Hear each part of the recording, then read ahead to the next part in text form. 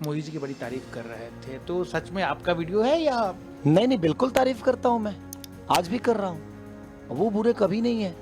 आप अपने गुजरात को कितना बेहतर बनाए। मैं चाहता हूँ कि गुजरात का आधा ही बना दीजिए हमारे बिहार को, कि हमारा जंगल राज उतना बड़ा नहीं था जितना आप लोगों ने बना दिया उसको।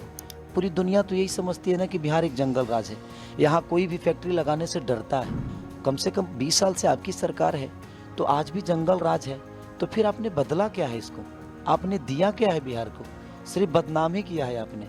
जंगल राज जंगल राज। बट मैं गार्जियन से भी कहता हूँ कि सिर्फ सारे बच्चों को आप तो देख लिए, बट बिहार भी तो आप ही का बच्चा है। उस वक्त का जंगल राज और अभी जो बिहार में वर्तमान में है, अभी भी क्राइम उतने ही है। आज भी एक नेता की हत्या हो गई है। उस समय तो पैसा लेकर छोड़ दिया जाता था ना, आज तो मार दिया जाता है। इंसान ही खत्म हो जाता है। हमारे पिता लालू प्रसाद यादव जी को बिहार मिला था। कोई नेता गलत नहीं होता है सर, उसके लोग गलत होते हैं। उन्होंने कोई हत्या की, उन्होंने किसी को किडनैप किया? नहीं ना सर। बेकी बदनाम वो हुए क्योंकि उनके हाथ में चीजें थी। हाँ, उस समय चाहते तो शायद सही हो सकती थी। जो होता था, जो हुआ है, उसको मैं नकार नहीं सकता सर। मैं भैया के साथ, तेजस्वी भैया के साथ हूँ, लेकिन उनकी गलतियों पे मैं पर्दा नहीं डाल सकता। आपके नेता ने भी वादा किया कि हर घर में एक सरकारी नौकरी देंगे, जिसे घर में नौकरी नहीं है। तो क्या अगर नहीं दे पाए तो क्या तेजस्वी को हटा देना चाहिए? अरे ठीक है, 2 करोड़ नहीं देंगे, 50 लाख देंगे ना। आपके लिए नचनिया शब्द का इस्तेमाल किया गया। मेरा नचनिया होना कोई विषय ही नहीं है। मैं नचनिया हूँ, नाचता हूँ, और मैं ही नहीं, भगवान शिव नाचे, नारद जी नाचे। नाचना आना चाहिए सर। अब भस्मासुर नचनिया नहीं था, धरे के हेंगे धरा गए हेंगे बगेला गए लगा ही। तेज प्रताप जी को भी मैंने देखा आपके बारे में कुछ बोलते हुए, जबकि आपके बड़े अच्छे ताल्लुकात रहे हैं। बालू पे ही नहीं रोके, दारू पे भी रोके।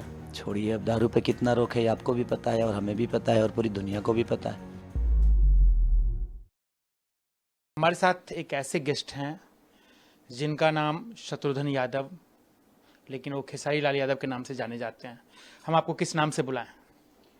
देखिए, दोनों नाम मेरा ही है, और एक नाम जो है मेरे मम्मी पापा का दिया हुआ थाती है, और दूसरा जनता ने दिया है।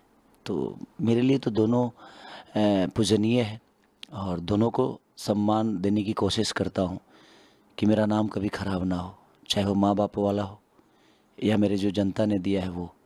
तो प्रयास है बेहतर करने के।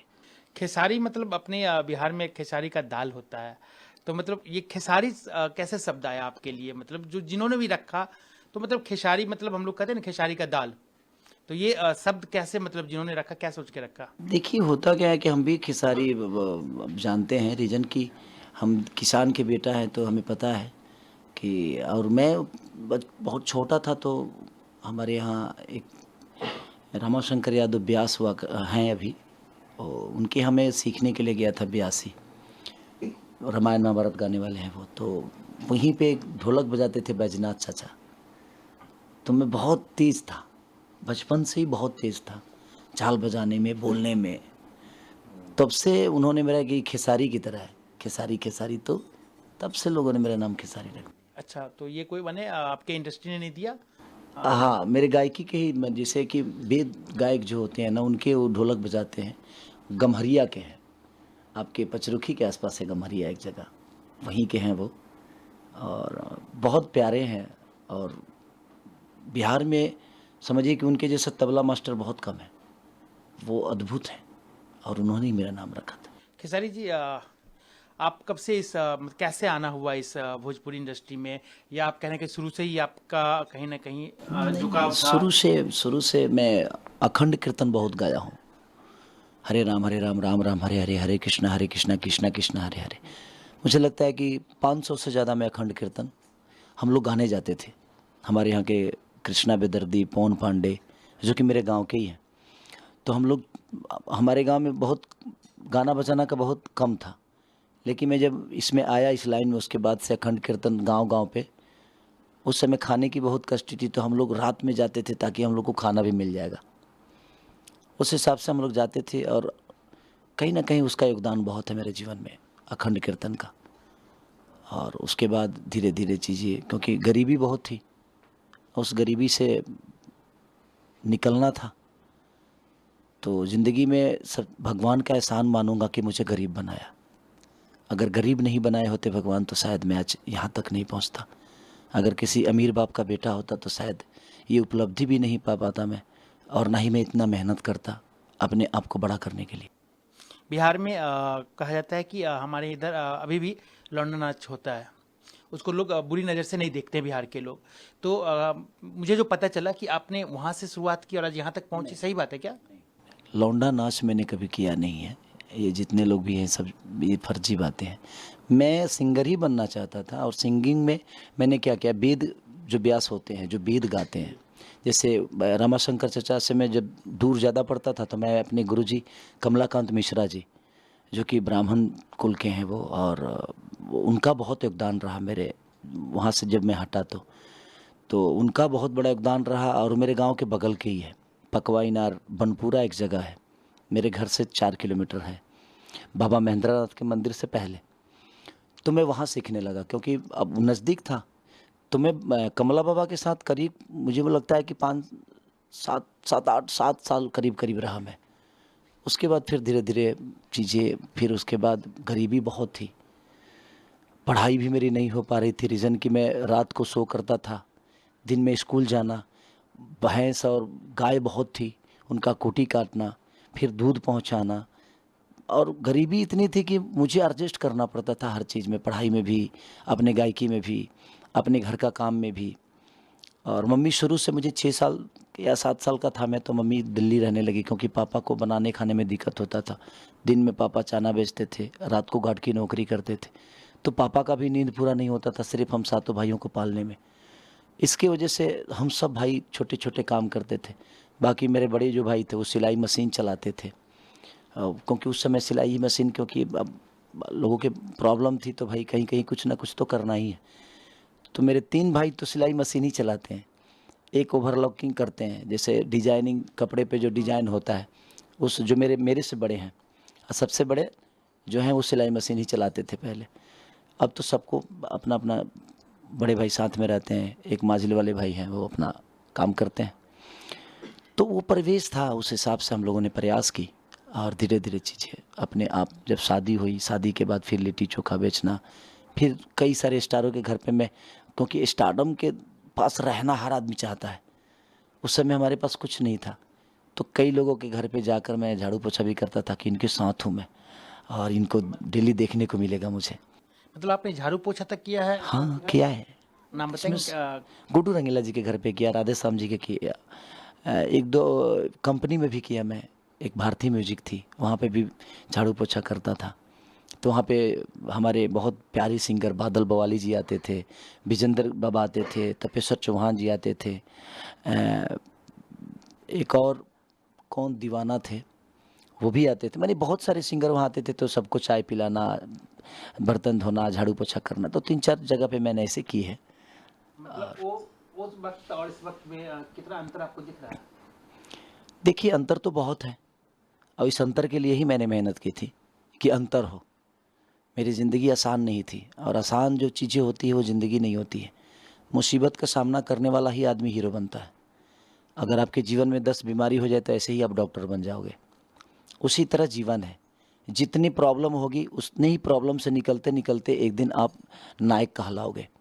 और मेरे जीवन में प्रॉब्लम बहुत थी, धीरे धीरे सॉल्व की मैंने अपने जीवन को, और उस रास्ते से आज यहाँ तक का सफ़र आप देख ही रहे हैं जी कैसा रहा, मैं कैसे हूँ, और आज पूरी दुनिया की नज़र खेसारी पे है।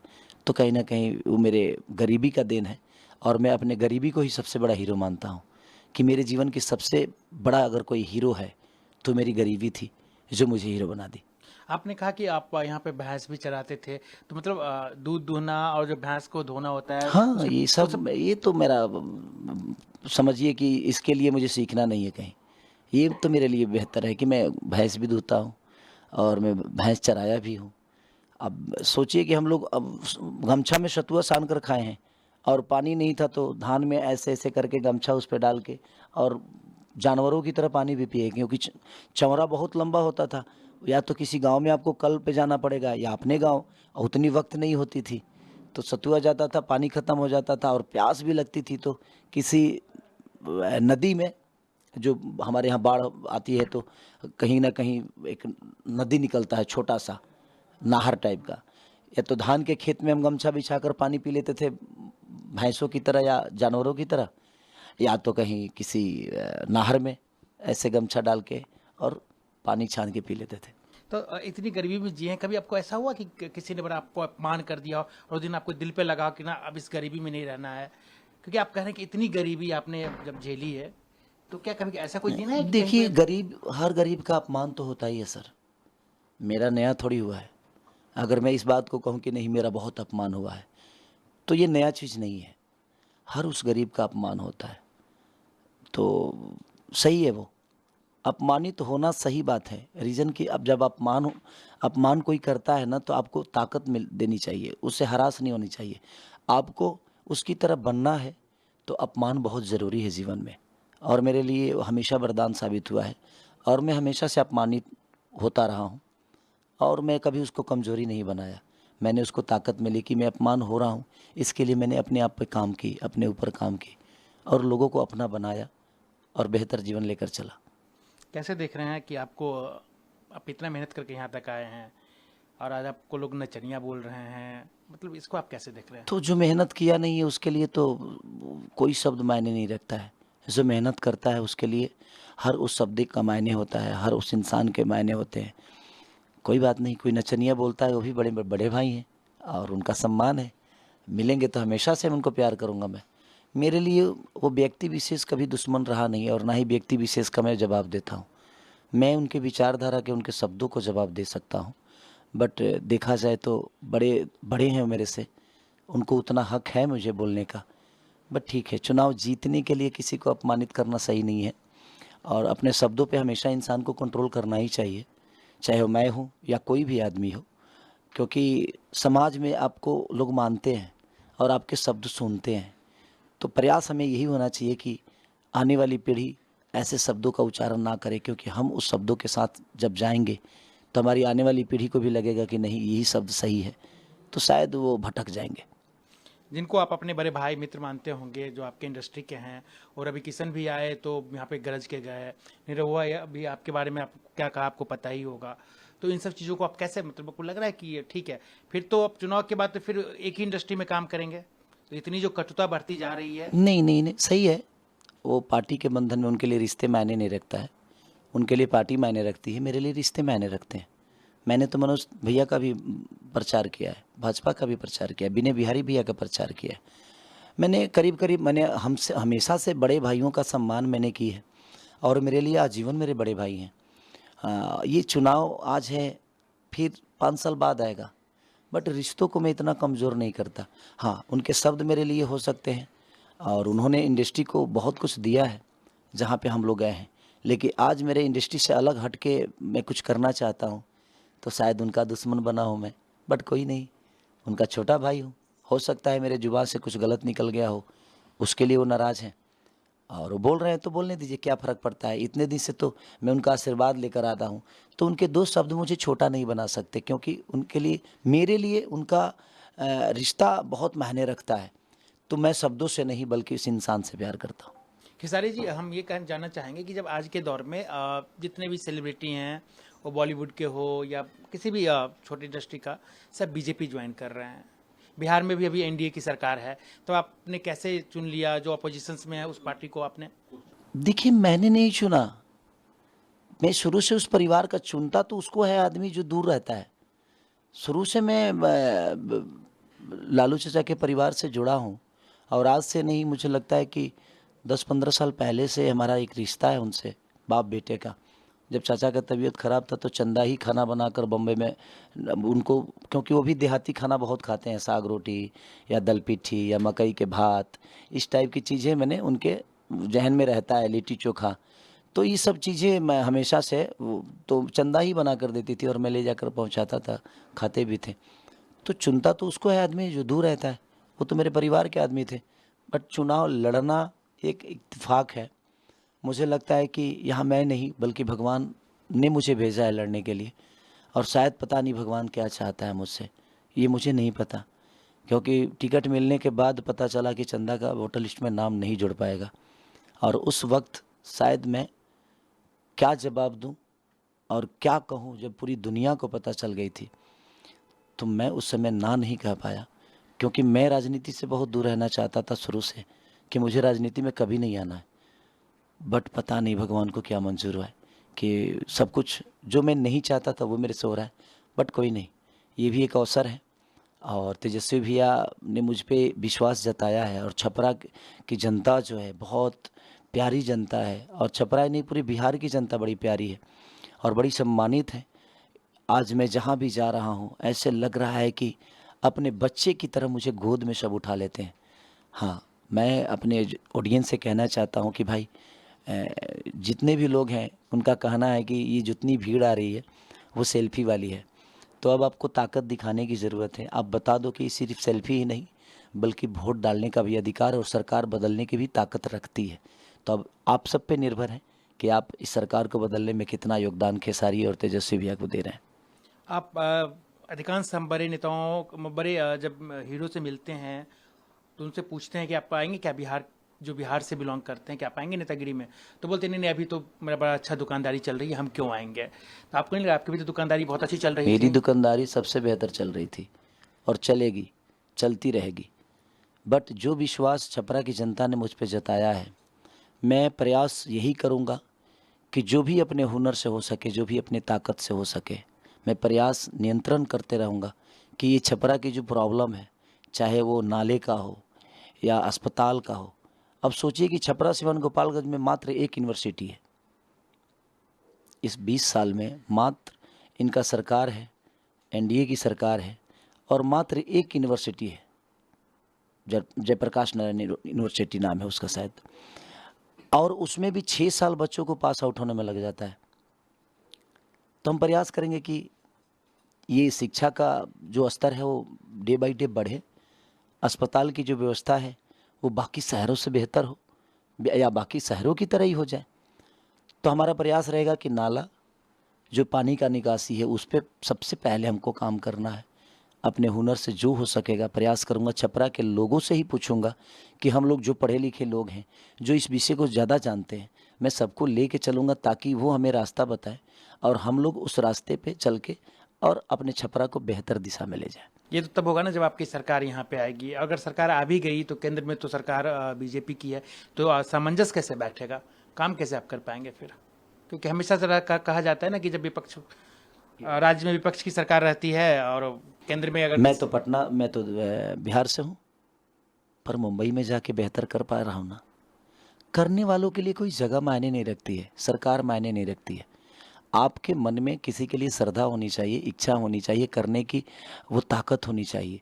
आप दुनिया के किसी कोने में जाके अपने आप को बड़ा कर लेते हो ना, तो जब आप अपने आप को बड़ा कर लेते हो तो अपने लोग के साथ मिलके आप अपने शहर को बड़ा कैसे नहीं कर सकते? प्रयास करने से कुछ भी हो सकता है। हम लोग प्रयास करेंगे, बहुत नहीं होगा, कुछ तो होगा, धीरे ही चीज़ें सुधरेगी। बट प्रयास करने में क्या जाता है, एक बार प्रयास करते हैं शायद बेहतर हो जाए। आपके बीजेपी के बहुत सारे नेताओं से अच्छे संबंध रहे हैं, हमने भी देखा है। तो यहाँ के नेता अच्छे हैं बीजेपी के, या दिल्ली के मोदी जी, अमित शाह, कौन आपको देखिए, अच्छे लगते हैं? नेता कोई अच्छा नहीं होता है। नेता बन के इंसान कुछ नहीं कर सकता है। आपको जिस तरह आप अपने परिवार के बेटा हो, उसी तरह आपको अपने समाज का बेटा बनना पड़ेगा, तभी आप समाज के लिए बेहतर करते हैं और तभी कर पाओगे आप। और जहाँ तक रही सवाल संबंध की, तो मेरे आज भी हैं और वो आजीवन रहेंगे। मेरे संबंध से ऐसा नहीं कि छपरा का भला होगा, संबंध अलग विषय हो गया। वो तो मैं किसी रिश्ते में हूँ और उस रिश्ते को मुझे अपनाना है और रिश्ते से बेहतर पाना है, तो मैं हमेशा प्रयास करूँगा। मुझे परहेज नहीं है। अगर हमारे रवि भैया के पास बेहतर प्लान होगी तो मैं उनसे भी सलाह लूँगा कि भैया मेरे छपरा के लिए क्या प्लान है आपके पास। मैं सम्राट चौधरी भैया से भी पूछूंगा कि भैया बिहार के लिए क्या प्लानिंग आप लोगों ने बेहतर की है। हम लोग सब मिलकर करते हैं। पक्ष विपक्ष जनता के लिए नहीं होता, सच पूछिए तो करने वालों के लिए ना पक्ष विपक्ष कोई मायने रखता नहीं है, मुझे जहाँ तक मैं सोचता हूँ। बाकी लोग क्या सोचते नहीं पता, बट मुझे लगता है कि बिहार को बेहतर बनाना है तो मेरा सहयोग करेंगे तो ठीक है, नहीं करेंगे तो हम और भी तो रास्ते हैं। पटना जाने के लिए कोई ज़रूरी थोड़ी है कि यही हाईवे है। जिसको जाना होता है वो तो नाव पार करके भी चला जाता है। तो जाने वालों के लिए रास्ते की कमी नहीं है। जिसको नहीं जाना है उसको हाईवे भी दे दोगे तो वो घर पे ही बैठे रहेगा। अभी आपका मैंने एक वीडियो देखा है, वायरल हो रहा है कि आप मोदी जी की बड़ी तारीफ कर रहे थे, तो सच में आपका वीडियो है या? नहीं, बिल्कुल तारीफ करता हूँ मैं, आज भी कर रहा हूँ। वो बुरे कभी नहीं है। बट उनकी सोच हमारे बिहार के लिए क्यों नहीं हुआ? मेरा सवाल हमेशा से उनसे रहेगा ये। मैं अपने पिता हैं, वो मेरे हम सबके पिता हैं, देखा जाए तो हमारी उम्र बहुत कम है, बट मुझे लगता है कि जिस बिहार में मैं हूँ, उस बिहार में आज 15 साल से केंद्र में सरकार उनका है, 20 साल से बिहार में है। उसके बावजूद भी बिहार के लोगों को एक रोजी रोज़गार, एक बेहतर यूनिवर्सिटी या एक बेहतर कॉलेज या एक बेहतर अस्पताल क्यों नहीं मिला? लोग पलायन का इतना पलायन है कि आप सोच नहीं सकते। हम वो सिर्फ हमें ट्रेन क्यों देते हैं? हमें फैक्ट्री क्यों नहीं देते? हमें अपने परिवार में रहने क्यों नहीं देते? वो हमेशा से ट्रेन पास करते हैं कि आप लोग अब सुविधा से जाइए और सुविधा से आइए। आप अपने गुजरात को कितना बेहतर बनाएं। मैं चाहता हूं कि गुजरात का आधा ही बना दीजिए हमारे बिहार को। हमें चुनाव लड़ने की ज़रूरत ही नहीं है। आप बेहतर करो ना, हम आपके साथ हैं, हमें कोई दिक्कत नहीं है। क्योंकि बेहतर जब तक बिहारी नहीं रहेगा तो हम यहाँ के रह के एक बेहतर नागरिक हम कैसे कहलाएंगे? आपके मुंह से मुझे शोभा नहीं देता कि एक कितने बड़े ओहदा पे हैं हमारे माननीय प्रधानमंत्री जी, और वो जब जंगल राज की बात करते हैं ना, तो मुझे खुशी नहीं दुख होता है कि हमारा जंगल राज उतना बड़ा नहीं था जितना आप लोगों ने बना दिया उसको। पूरी दुनिया के नज़र में एक इतने बड़े ओहदा पे होने के बाद आपने बिहार को लोगों को ऐसे, क्योंकि अब पूरी दुनिया तो यही समझती है ना कि बिहार एक जंगल राज है। यहाँ कोई भी फैक्ट्री लगाने से डरता है, आज भी डरता है, क्योंकि अपने नेताओं के मुंह से ही सुनता है कि जंगल राज है। तो इसलिए सर कहीं ना कहीं फैक्ट्री लगाने वाले भी व्यापारी कहते हैं कि नहीं यार वो जंगल राज है। कम से कम 20 साल से आपकी सरकार है, तो आज भी जंगल राज है। तो फिर आपने बदला क्या है इसको? आपने दिया क्या है बिहार को? सिर्फ बदनाम ही किया है आपने, जंगल राज बोल के, और हमें सिर्फ डराते रहे, पूरी दुनिया को डराते रहे बिहार के नाम से। वो मुझे कहीं ना कहीं प्रॉब्लम करता है, और इसलिए मैं उनके शब्दों के साथ सही नहीं हूँ। मैं व्यक्तिगत उन इंसान के साथ हूँ, और वो हमेशा से हम लोग के पिता ही रहेंगे, और हमेशा से उनके लिए हमारे दिल में हमेशा सम्मान रहेगी, क्योंकि वो एक गार्जियन है। बट मैं गार्जियन से भी कहता हूँ कि सिर्फ सारे बच्चों को आप तो देख लिए, बट बिहार भी तो आप ही का बच्चा है। बिहार को इतने हीन नेचर से क्यों देखा जा रहा है? और क्यों आपने देखा? आपने क्यों नहीं पलायन रोकी? आपने क्यों नहीं बेहतर कॉलेज बनाई यहाँ? क्यों नहीं बेहतर अस्पताल बनाया? क्यों नहीं अपने परिवार से दूर जाने वाले को उनके परिवार में रोक लिया? जिस तरह गुजरात के आदमी एक भी आपको कहीं दूसरे जगह नहीं मिलेगा। हर आदमी गुजरात के लोग अपने घर में ही रह के, अपने परिवार के साथ रह के हर वो दीपावली, हर वो छठ, हर वो त्यौहार को मना लेते हैं, और वो सुखी भी हैं, और वो काम भी करते हैं, और अपने परिवार के साथ भी रहते हैं, और अपने आप को भी बड़ा कर रहे हैं। लेकिन हमारे साथ ऐसा क्यों हुआ? इसलिए मैं सवाल करता हूँ, बाकी कोई बात नहीं। अच्छा, आप जंगल राज की बात, सही बात है कि अभी जितने नेता आ रहे हैं बिहार प्रचार करने के लिए बीजेपी की तरफ से, वो एक ही सवाल करते हैं, जंगल राज जंगल राज जंगल राज। उस वक्त का जंगल राज और अभी जो बिहार में वर्तमान में है, अभी भी क्राइम उतने ही है। आज भी एक नेता की हत्या हो गई है, रोज हो रही है, कुछ ना कुछ होती रहती है। तो उस समय और इस समय आपको क्या अंतर दिख रहा है, क्योंकि आप उस समय बिहार में थे? हाँ बिल्कुल था।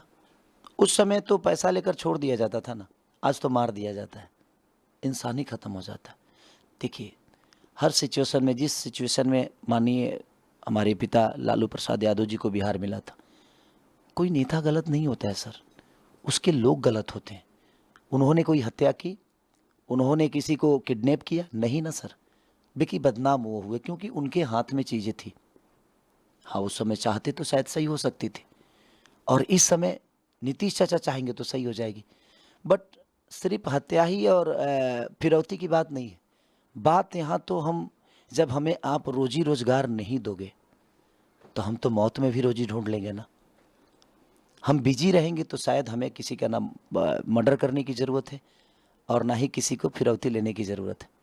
तो मुझे लगता है ना कि इस विषय पे हमें बिजी कर दीजिए, हमें इतना रोज़गार दे दीजिए कि हम उस विषय पे कभी जाएं ही ना हत्या के विषय पे जाएं, और ना ही हम कहीं फिरौती वाले और चाहे अपहरण के दिशा में जाएं। हमें आप बिजी कर दीजिए, हम अपने रोजी रोज़गार में बिजी हो जाएंगे, तो शायद ऐसी बातें नहीं होगी, और ना ही ऐसी बातें आएगी। तो आप कहना चाहते हैं कि उस समय अपहरण होता था या कोई कुछ होता था तो लोग पैसे लेके छोड़ देते थे, अब आज के दौर में सीधा उन्हें? जो होता था, जो हुआ है, उसको मैं नकार नहीं सकता सर। मैं एक न्यूट्रल आदमी हूँ, मैं भैया के साथ, तेजस्वी भैया के साथ हूँ, लेकिन उनकी गलतियों पे मैं पर्दा नहीं डाल सकता, क्योंकि ये राजनीति मेरे लिए मेरा पेशा नहीं है, राजनीति मेरे लिए मेरा बिजनेस नहीं है, बल्कि ये आत्मा से जुड़ी हुई लोगों का विश्वास है कि लोग मेरे पे विश्वास आज कर रहे हैं।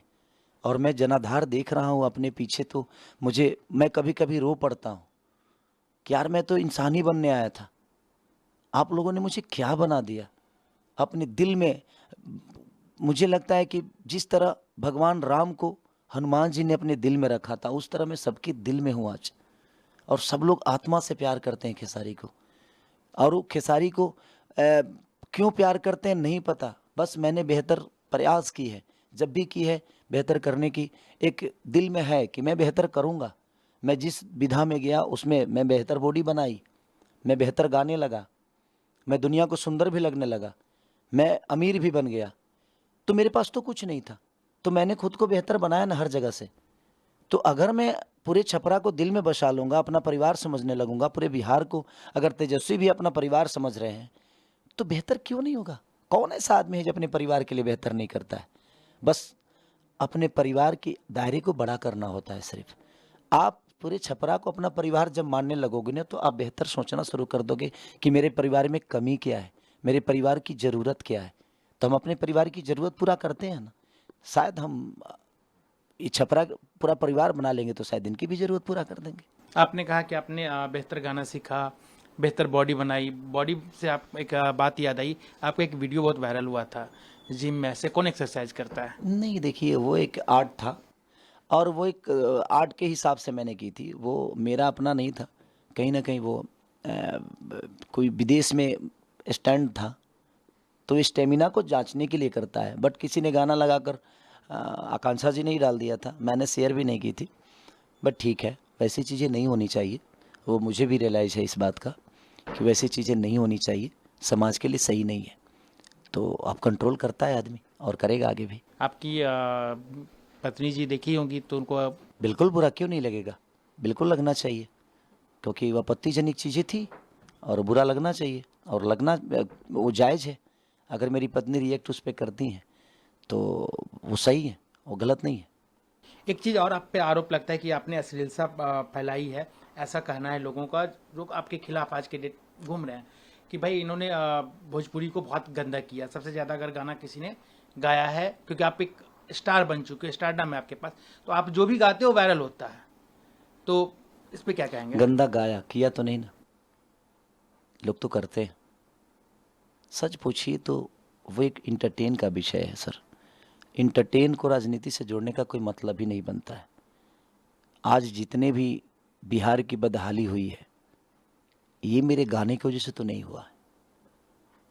मेरे गाने की वजह से हो सकता है ऐसे किसी को आहत पहुंच सकती है, बट मुझे लगता है कि इनके काम की वजह से, इनके जो जितने भी एनडीए के नेता हैं, इनकी जो जिम्मेदारी थी, इन्होंने अपनी जिम्मेदारी जो पूरा नहीं की ना, अब इनके पास एक ही हथियार है, खेसारी को गंदा बता देना।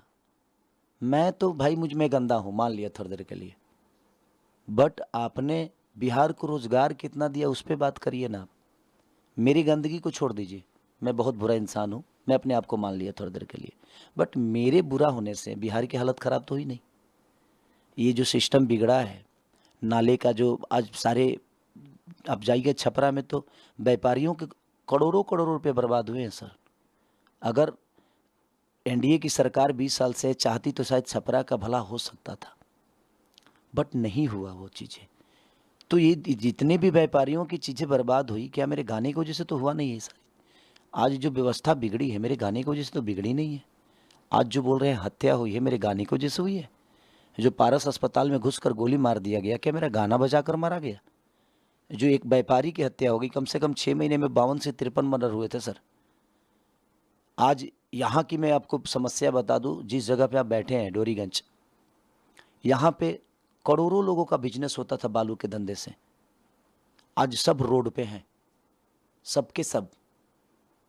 बालू पे रोक लग गया, उसके वजह से आप जाकर एक बार हालत पूछिएगा बालू व्यापारियों की स्थिति क्या है।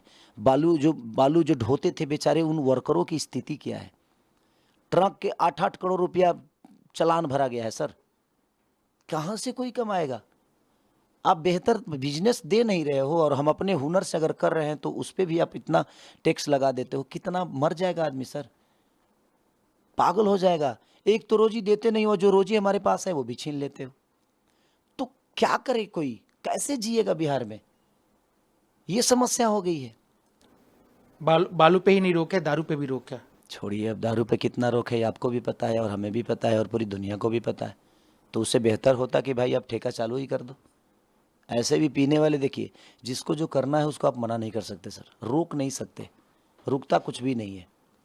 हम रोकने का प्रयास करते हैं, बट जो चीज़ें रुकती ही नहीं है उसको प्रयास करने से कोई फ़ायदा नहीं है।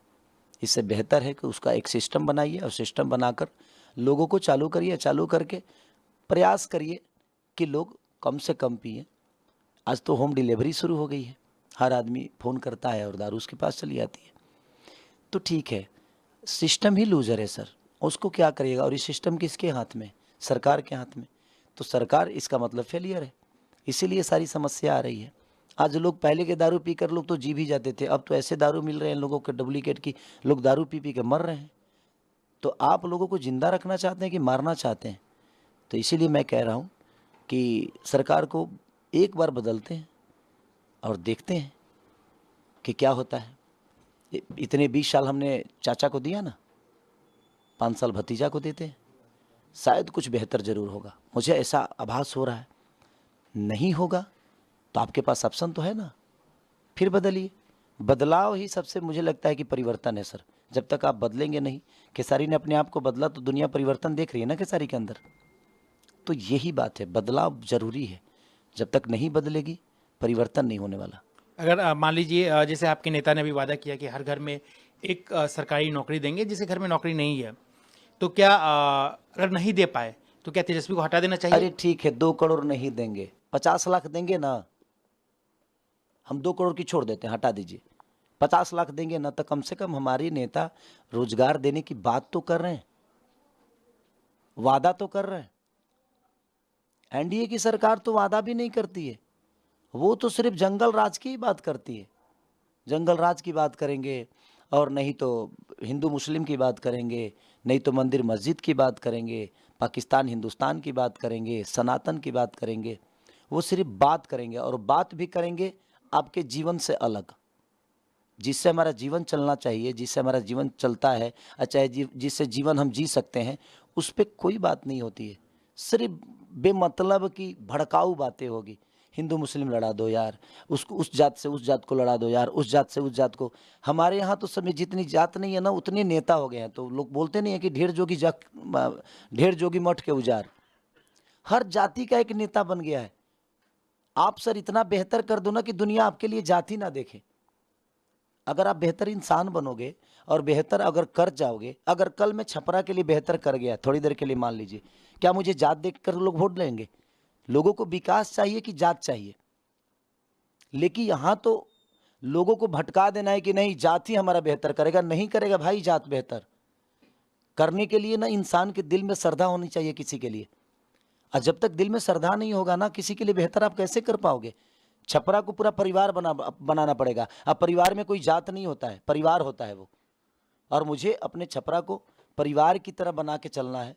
और मैं चाहता हूं कि हर समुदाय के लोग, उनके लिए शायद मैं अलग कास्ट का हूं, लेकिन मेरे लिए सब लोग मेरे हैं। मैं किस जाति से हूं मुझे पता नहीं, मैं एक इंसान हूं और इंसान के तौर पे ही अपने जीवन को चलाना चाहता हूं। छपरा में दो जाति का जो है बोलबाला है, लोग कहते हैं, और दिखता भी है वर्चस्व की लड़ाई करके, एक बबुआन एक अहिरान। तो कैसे? बट मेरे पे लागू नहीं होता। मुझे लगता है मैं 2 जगह सिक्के से तौले गया, वो बबुआन ही थे, बट उन्होंने अपने घर में बुला बुला कर एक बेटे की तरह मुझे सम्मान दिया। हर जाति के लोग, मेरे पे लागू नहीं होता। ये नेताओं के लिए लागू हो सकता है, एक बेटा के लिए नहीं हो सकता। बेटा एक पिता के लिए हमेशा उसका बेटा रहता है, एक माँ के लिए हमेशा बेटा रहता है, वो एक भाई के लिए हमेशा एक भाई रहता है। तो मुझे तो इस रिश्तों में ज़्यादा दिलचस्पी है। मुझे किसी जात में दिलचस्पी नहीं है कि मैं इस जात का हूँ, मैं उस जात का हूँ। मैं सबसे मिल रहा हूँ, और मुझे प्यार भी, एक जिस घर में जा रहा हूँ एक बेटे की तरह प्यार और सम्मान मिल रहा है। तो मैं कैसे मानूं कि ये दूसरे जात से हैं? क्योंकि मुझे तो भाई सम्मान मिल रहा है एक बेटे की तरह। तो जब मुझे बेटे की तरह सम्मान मिल रहा है, तो मैं कैसे मान लूं कि किस जाति के है और इस जाति का है? ये तो मेरे पे लागू नहीं होता कि मैं किस जाति का हूं और वो किस जाति का है। मेरे पे बस एक बेटा है, ये बेटा उस घर में जाता है तो बस बेटे का सम्मान मिलता है इसको। मैं इसीलिए उस परिवार को अपना मानता हूँ। वो किस जाति का है वो दूसरे का विषय है, एक नेता के लिए हो सकता है, बट एक बेटा के लिए जात मायने नहीं रखता। आपके सांसद राजीव प्रताप रूडी हैं, कैसा, उनको क्या कहेंगे, क्या उनसे मेरे कहना मेरे चाहेंगे? मेरे बड़े भैया की तरह है, वो हमेशा से रहेंगे, बट उनसे भी शिकायत उनके कार्य के लिए मैं कर सकता हूँ कि छपरा भी उनके उनके पास भी छपरा, मुझे लगता है कि 15 साल की 10 साल 15 साल रहा उनके हाथ में, बट वो चाहते तो छपरा की सिचुएशन बदल सकती थी। और आज जो केंद्र को यहाँ आना पड़ रहा है, किसी को आने की ज़रूरत नहीं थी। वो नामांकन करते और चुनाव जीत जाते, क्योंकि वो किए होते तो जीत जाते। आज आपको आने की ज़रूरत पड़ रही है, लोगों को बताने की ज़रूरत पड़ेगी कि मुझे वोट दो। क्यों? इसी से आपको समझ में नहीं आ रहा है कि आपने कुछ किया ही नहीं है। किए होते तो ना आपको मांगने की ज़रूरत पड़ती और ना ही आने की ज़रूरत पड़ती, बट आपने नहीं किया है। फिर से एक जुमला होगा, फिर से झूठ बोला जाएगा, फिर से लोगों को बरगलाया जाएगा, हिंदू के नाम पर, मुसलमान के नाम पे, मंदिर के नाम पे, मस्जिद के नाम पे, धर्म के नाम पे, सनातन के नाम पे, और फिर से लोग भाग जाएंगे। लेकिन मेरे पे ये लागू नहीं होता है, क्योंकि मैं जहाँ जा रहा हूँ एक बेटे की तरह ही जा रहा हूँ। मैं सब नेताओं से यही कहूँगा कि आपको वोट मांगने की ज़रूरत नहीं है। आप लोगों के लिए जिस विधानसभा में हो, चाहे वो आरजेडी के भी नेता हो या कांग्रेस के हो या एनडीए के हो, चाहे इंडिया गठबंधन किसी के भी हो, आप अपने क्षेत्र में बेहतर काम करके दे दीजिए। आपको कहीं जाने की ज़रूरत नहीं है। नामांकन करके घर पे बैठ जाइए। लोगों को पता है कि ये मेरा बेटा है, ये परिवार की तरह हमारे जिला को, हमारे विधानसभा को गोद में लेके चला है और गोद में बैठकर काम किया है। आपको कहीं जाने की ज़रूरत नहीं है, बेहतर काम कर दीजिए ना, अपने आप दुनिया आपको चुन लेगी। बस एक सवाल और है कि या अभी याद आया कि आप भी इंटरटेनमेंट इंडस्ट्री से हैं, चिराग पासवान भी हैं, लेकिन आपके लिए नचनिया शब्द का इस्तेमाल किया गया यहाँ के सम्राट चौधरी की तरफ से, जो उप मुख्यमंत्री हैं या बीजेपी के जो नेता आ रहे हैं। आखिर ऐसा क्यों हुआ? अच्छा, तो उनके पास कार्य बताने के लिए है ये नहीं है तो मुझे नीचा ही दिखाएंगे ना सर। मेरा नचनिया होना कोई विषय ही नहीं है। मैं नचनिया हूँ, नाचता हूँ, और मैं ही नहीं, भगवान शिव नाचे, नारद जी नाचे, साड़ी पहनकर तो नारायण भी नाचे। नाचना आना चाहिए सर। अब भस्मासुर नचनिया नहीं था, धरे के हेंगे धरा गए हेंगे गेला गए लगा ही। नाचने आना चाहिए आपको, नाचना आसान नहीं है। वो नचनिया कर रहे हैं, बड़े भाई हैं, उनका सम्मान है हमारे जीवन में, बट नृत्य शुरू हुआ शंकर जी की तरफ से। शंकर जी ने शुरू किया, उसकी मालकिन सरस्वती हैं, और हम जिस धरती से आते हैं वहाँ पे भोजपुरी का शेक्सपियर कहा गया, जिनका नाम भिखारी ठाकुर है, महेंद्र मिश्र, डॉक्टर राजेंद्र प्रसाद की धरती से हूँ मैं। और यहाँ जो भी पुरुष पैदा हुए वो महापुरुष बने। वो पैदा पुरुष बन के हुए, बट अपने कर्मों से उन्होंने अपने आगे महापुरुष लिखवा लिया। तो कर्म प्रधान विश्व कर राखा क्यों बोला गया है? हमारे हाथ में कुछ नहीं होती है, तो जो करता है क्या उसके हाथ में होती है? करने से हर वो चीज़ आपके हाथ में आ जाती है सर। तो करना जरूरी है। मैं क्या बोला, हमें सब चुनाव लड़ना और नेता बनना मेरे लिए मतलब नहीं है सर।